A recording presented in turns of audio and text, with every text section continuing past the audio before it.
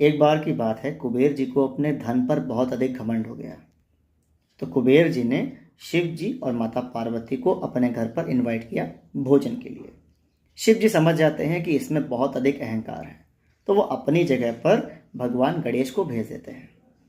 गणेश जी कहते हैं कि मैं आपका अतिथि हूँ, तो मेरी भूख को शांत करना आपका धर्म है। कुबेर जी कहते हैं इसमें कौन सी बड़ी बात है, आपकी भूख हम शांत कर देंगे। तो गणेश जी के लिए बाकायदा व्यवस्था करते हैं खाने वाने की। गणेश जी खाने के लिए बैठ जाते हैं। फिर वहाँ पर गणेश जी इतना खाते हैं, इतना खाते हैं, इतना खाते हैं कि कुबेर जी के पूरे महल का सारा अन्न समाप्त हो जाता है, लेकिन गणेश जी की भूख शांत नहीं होती। उसके बाद कुबेर जी अपने राज्य में सभी लोगों के घर से भोजन अन्न जितना होता है सब मंगवाते हैं। पूरे राज्य का भोजन समाप्त हो जाता है, लेकिन गणेश जी की भूख शांत नहीं होती है। तो कुबेर जी को एहसास हो जाता है कि मुझे अहंकार था, इसलिए गणेश जी ऐसा कर रहे हैं।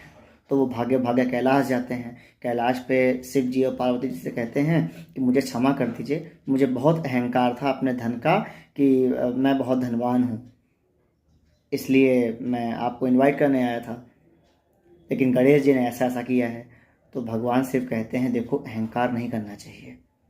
अपने धन पर अहंकार करोगे तो वो गलत चीज़ें हैं। आपके पास बहुत अधिक धन है तो आप गरीबों की सेवा में लगाओ, लोगों को दान दो, मंदिर बनवाओ, धर्मशालाएं बनवाओ, जो गरीब कन्याएं हैं उनकी शादी करवाओ, लेकिन उस पर अहंकार मत करो।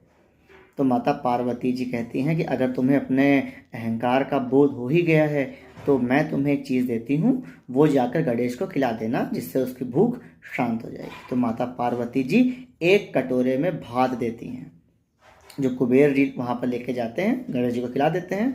तो गणेश जी की शुद्धा जो है वो शांत हो जाती है। फिर कुबेर जी गणेश जी से भी माफ़ी मांगते हैं, तो गणेश जी उनका सारा धन दौलत जितना भी होता है वो सब वापस कर देते हैं और उनका राज्य फिर से धन धान्य से परिपूर्ण हो जाता है। तो इसीलिए कहा जाता है कि अपने धन पर कभी भी अहंकार नहीं करना चाहिए, किसी भी चीज़ पर अहंकार नहीं करना चाहिए। तो ये सीख है हम लोगों के लिए कि अगर आपके पास बहुत धन है तो आप गरीबों की सेवा करिए, कन्याओं का, जो गरीब कन्याएं हैं उनका विवाह करवाइए, धर्मशालाएं बनवाइए, दान दीजिए, मंदिर बनवाइए, मतलब जितना आप कर सकते हैं अपने धन से उतना करिए। और हमेशा जो धनवान व्यक्ति होता है उसको विनम्र होना चाहिए, फल वाले पेड़ को हमेशा झुक कर ही रहना चाहिए। तो बोलिए गणपति बप्पा मोरया।